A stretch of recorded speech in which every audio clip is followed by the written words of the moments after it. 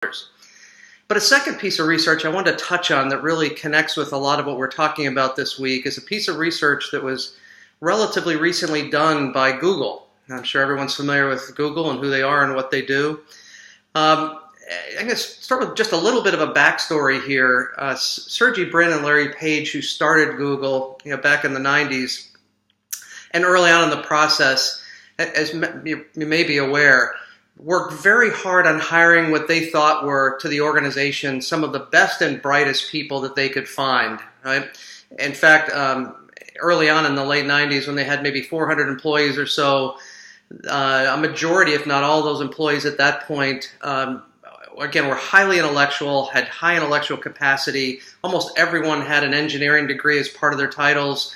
And again, they were hiring to a standard to kind of use the collective intelligence of the group to create the innovation and designs and code that would help them to differentiate their product. But back to the people side of this, engaging people.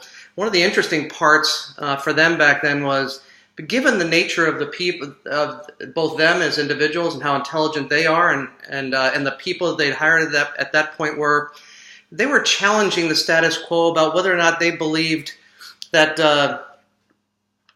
Hang on one second here, just trying to get up another piece of information to the side of me. They were challenging the fact that whether managers and leaders, in particular managers, made a difference in their business. Given that they're, again, given the intellectual capacity, how smart and brilliant and bright the organization and the people in it were, they felt like they could be almost self-leading, self-guiding, self-managing as an organization. So for a few months, they tried it out. Basically had everyone report to them as leaders of the organization directly, as opposed to having people with manager-related titles. Kind of interesting how that all worked out. Pretty shortly thereafter, they recognized within about 90 days it wasn't working, and the initial elements that were causing it not to work had at that point a lot less to do with leadership than it did to do with kind of process-related matters, getting expenses reports approved, core simple decisions that needed to be made. And at that point, it was interesting. This is now kind of in the late 90s, early 2000s. They decided what they would do to really validate this issue of whether managers really made a difference in their business. They decided to embark on a significant study with their organization. This is now about 2002, I believe. And what they did is they brought in some of the best and brightest data analysts as well as human relations people to survey the entire organization to get their feelings and opinions about elements of whether managers and leaders in the business mattered. And and if they mattered, what might be the reasons why they mattered in the organization. Again, remember the perspective they're coming from was they weren't sure that they did, and were challenging whether or not managers made a difference. Well, interesting now, fast forward. After much research by a lot of very capable people, focus groups and whatnot, they wound up proving just the opposite. They wound up really developing a set of research and findings that said, while managers and leaders really do make a difference in the business, and through that research, they identified 8 core traits that were essential for their leaders and managers to emulate in order to resonate and meet the expectations of the followership in the organization. So I'm just going to read a couple of them to you to give you a frame of reference, and I'll send this document to you because it's also important to give you a sense of what, as I describe one of these traits, what it means inside the Google organization. And by the way, they benchmark today every one of their managers to these 8 related benchmark items and attributes that they're looking for in a leader, and also do 360 reviews of their people and their managers to make sure they're meeting these 8 expectations from their followership. So first on the list is be a good coach. Kind of interesting, sounds kind of simple, but how important that is from a follower perspective that they have a leader and manager that's helping to develop them. Interesting enough, how they describe in the Google organization what being a good coach means is, here's an explanation of how they describe it. He or she caters to your skill set and personality with his or her guidance and feedback and pushes you to grow while still making you feel strongly supported. Really interesting. Second one on the list of 8 was empower the team and don't micromanage.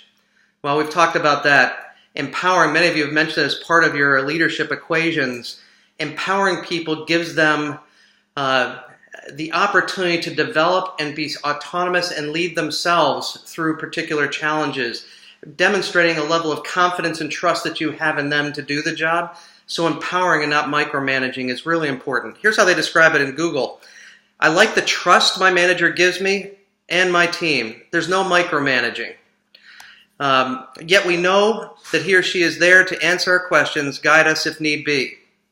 Sounds a lot like empowerment and really trusting the organization. The third item on this list is, on the Google list of the Google Oxygen 8, is express interest, concern for the team member's success, and personal well-being. Boy, it really sounds like making it about the people, not about you as the leader. Number 4 is be productive and results-oriented. Here's how they describe that one. It's interesting. He or she is relentless in removing obstacles on the team. He or she created a concept called push, where any decision that needs to get made gets made quickly. Meetings begin on time and end on time.